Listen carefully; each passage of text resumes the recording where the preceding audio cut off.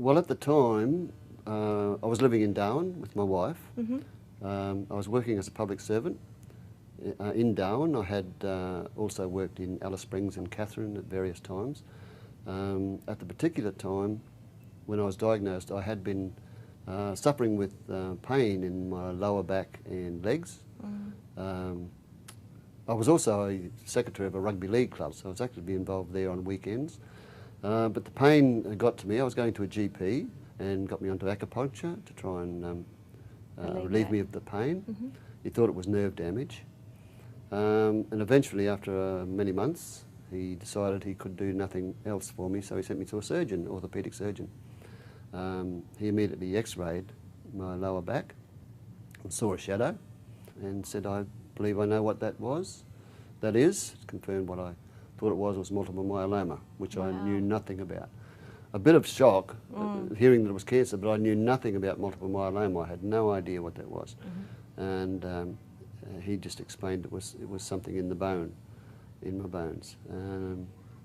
Did he use the word cancer? Or? He did. Yes. He did, as a form of cancer, and that's what hit. Of course, back in the 80s, the big C and cancer was a word you didn't use, or you didn't want to hear. And was it a very surreal time for you, Doug? Or? Yeah, I guess so. Yeah, I think you're in a no man's land, if you like, just where your life is and where you're going. I had no idea. I made hasty arrangements to take leave from work to go down to Brisbane. I didn't know how long I'd be away or what was happening.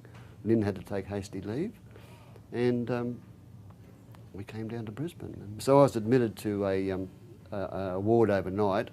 They did some more tests and went through the information that they had from the doctor in Darwin, and they told me that I'd be able to be treated on a daily basis as an outpatient rather than admitted to hospital, which relieved me greatly.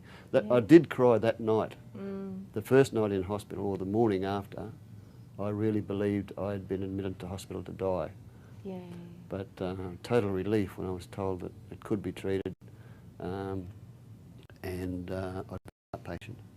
Doctor approached me because I'd been having in and out of remission, if you like, and he approached me in about 1990, I think. I was diagnosed in 1985.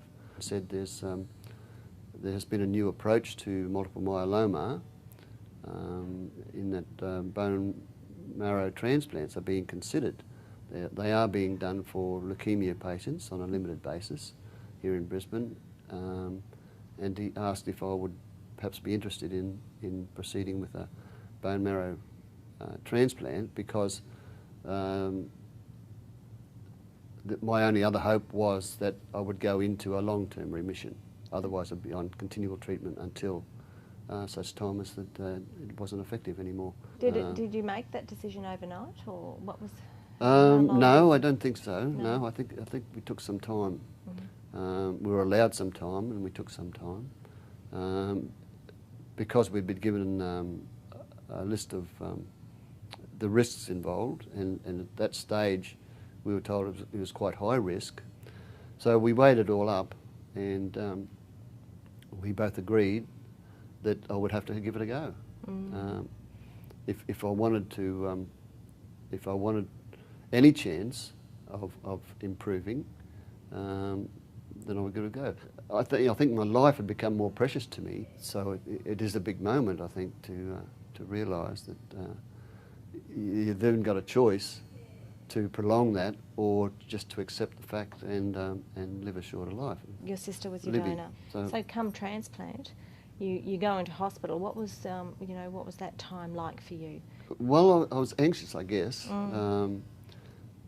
Did you have total body irradiation? I did. All? Yes. Total body irradiation, and I spent the time in isolation. At that stage, it was isolation. I was put in a room by myself.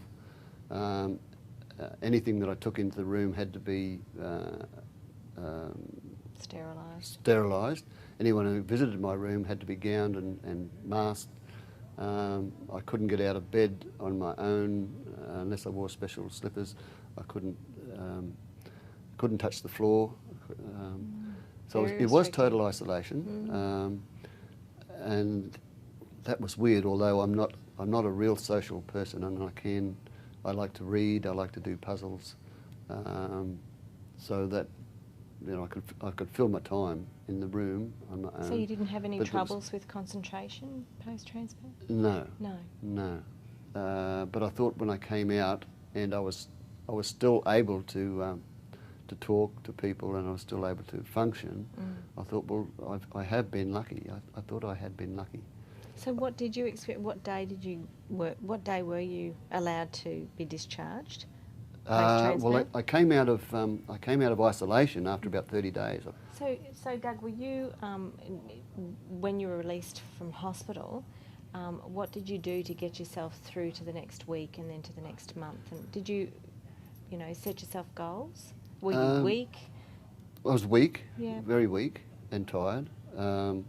Again, my family rallied, and I was always a jigsaw person, so they bought some jigsaws. And my brother went out with Lynn one day and came back with a board to do my jigsaws on.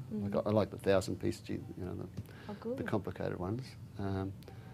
Evidently, he'd picked up a real estate for sale sign out of a yard somewhere and dislodged the peg and brought it back for me to use on my jigsaw. So we did that in the unit. I was in the units at Hurston, the Leukaemia Foundation units at Hurston, and they were very good to Lynn while I was in hospital, and very good for her as well. The people, although there were a lot of people there being treated, and she could see people who weren't as well off as me, I suppose. It was a day-to-day thing, I think. I was virtually up to the hospital every couple of days for checkups and follow-ups and whatever. We used to walk slowly from the lodge to the hospital and back again. So you set yourself little challenges to gain your strength? Yes, and I think we started to time ourselves and without pushing ourselves, how long it took us and whether I needed to rest and how many times I needed to rest between there and the hospital and things like that. It was just a day-to-day proposition. So when it came to the day when the doctor said you can actually go home to Darwin, what was your emotional response around that? Ecstatic, I think. Once they say you don't need that treatment anymore, that's a blessing. It's just I can get back to some sort of normality, and